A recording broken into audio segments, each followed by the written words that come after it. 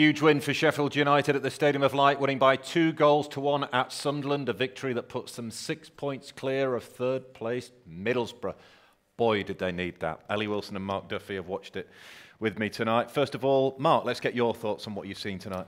I thought it was a really good professional performance. You know, started on the front foot, took the game to Sunderland. Obviously, a little bit unfortunate to go 1-0 down, but you know, showed real good character to come back and then obviously, you know, go on to win the game. It's a really good win. Much more like it, wasn't it?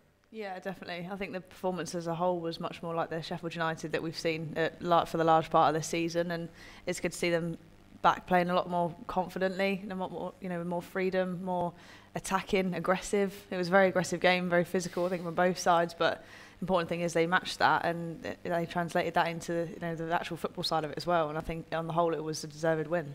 Yeah, Sunderland had their moments. They were going to. They're that kind of team, but they dug in there, ground it out. We saw some really nice football from Sheffield United. We saw the ugly side as well, where they had to dig in and manage the game, close it out in the end.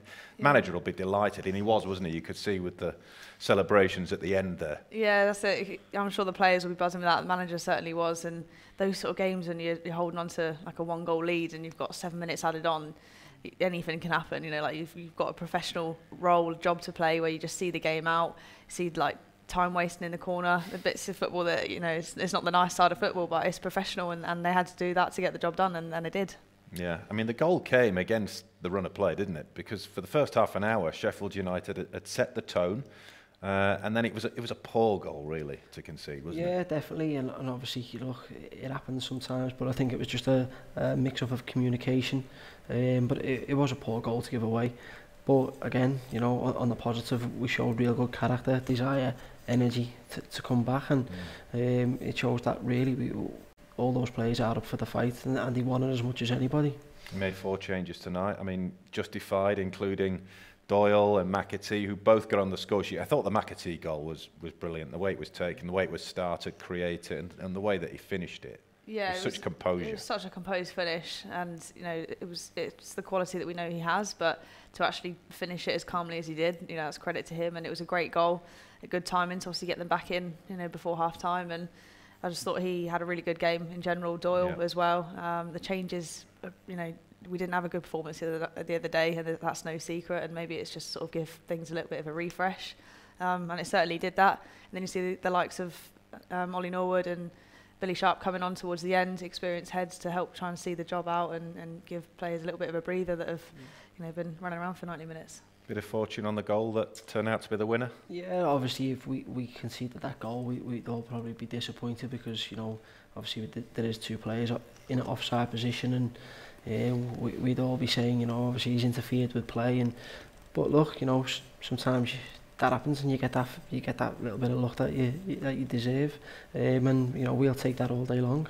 Yeah, absolutely. The amount of times where we've been sitting and saying that this hasn't gone our way, or, you know, heck, he's been fuming at another referee's decision.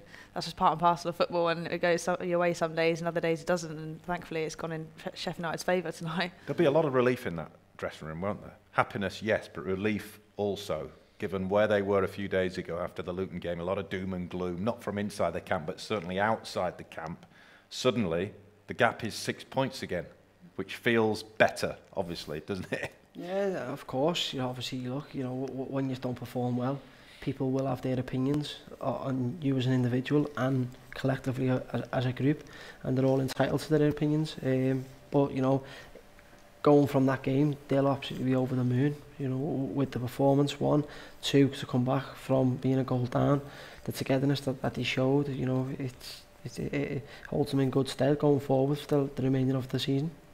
Hopefully it can be a bit of a turning point, you know, because every game that goes by is an opportunity to get points on the board, and we've missed that opportunity the last couple of games, but tonight was a different Sheffield United that I think we've seen, and hopefully they can take confidence from that and get back into sort of the normal performances that we've seen from them. And it's easy to sort of get into a bit of a rut, one game after another, and people can be critical and say, oh, this isn't good enough, that's not good enough. And in truth, the players and management will know that. You know, they don't need to be told it, but it's, you know, that's the facts, and you can't not be disappointed when you don't perform. That's part of it, isn't it? You have to recognise what's not going right, and the fact that they've put it right today is a massive positive. A nod to Wes Foderingham as well, because he didn't have enormous amounts to do. Yes, Sunderland were threatening, they hit the outside of the post, but just before that, there's a big moment where he took a plunge to his right and managed to turn the shot away from Jack Clark, I think it was. Yeah, there was a couple of shaky moments. They had about a 10-15 minute spell, Sunderland, where they were on top, like say, hit the post, Wes had a save to make. And those are the sort of times where you accept that the other team is going to have a spell where they're probably on top, momentum's going to be in their favour. And it's just, how do you ride that out? How do you navigate your way through it? You just sit in, defend, stay disciplined, stay switched on, concentrating.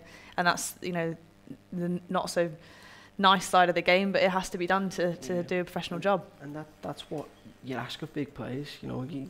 Okay, there mightn't be much going on for Fodringham or the lads at the back or whatever, but when they're called upon, that's what that's their role in the team, is to make big saves in big moments. Centre half, you're asking them to defend the box with their lives, and that's where you see them put the bodies on the line, and then you're asking midfielders to create things, and the goal scorers to tap the ball in the back of the net, and everyone has a role in the team to play. And when you do that individually, then collectively, that's when you get the performances.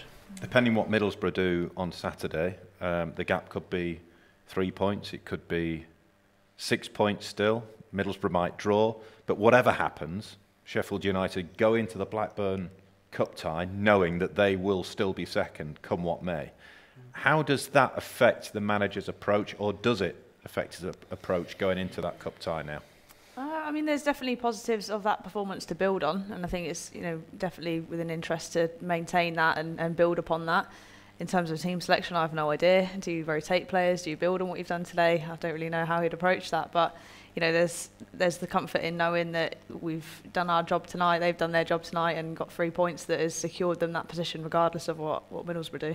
What would you do on Sunday in terms of the team selection? Everyone will want to play in that game. FA Cup is the semi-final place at Wembley. That's what I mean. It's like, say, when he asks you as a player, sometimes you might have little knocks and niggles, and they say, how you feeling? There's a big game round the corner, and you're like, yeah, I'm 100%. I feel great. So, I'm sure Hecky will be going around asking people how they're feeling, and he'll probably have 20 players available. You never know. If Grimsby, Paul Hurst, if you're watching, good luck. They play Brighton. If he can pull off another cup upset and Sheffield United win their tie, they could be playing Grimsby at Wembley for a place in the FA Cup final. That is feasible. Yeah, it's crazy. That's where we're at now. These are games you want to be playing in. League is massively important. Of course it is. You don't need to be told that. But cup games, they're just different, aren't they? They're exciting. Yeah, they're exciting. And as I say, everyone want to play in it, like you just said. It could happen. It's you could be playing Grimsby in the semi-finals. So well, we shall see. We'll see what happens when the Blades take on Blackburn on Sunday. A 12 o'clock kickoff here at Bramall Lane. Their next league action sees them make the long trip to Norwich. You can follow that game with us. And then it's Wigan here over the Easter weekend. A trip to Burnley. That'll be a mouth-watering one, to say the least, on Easter Monday. And then Cardiff come here to Bramall Lane on the 15th of April. For now, though, Sheffield United can celebrate 3 big points picked up on Weir's side. Sheffield United win by 2-1 at Sunderland. They are 6 points clear of Middlesbrough in third. Until next time, we'll see you soon. Goodbye.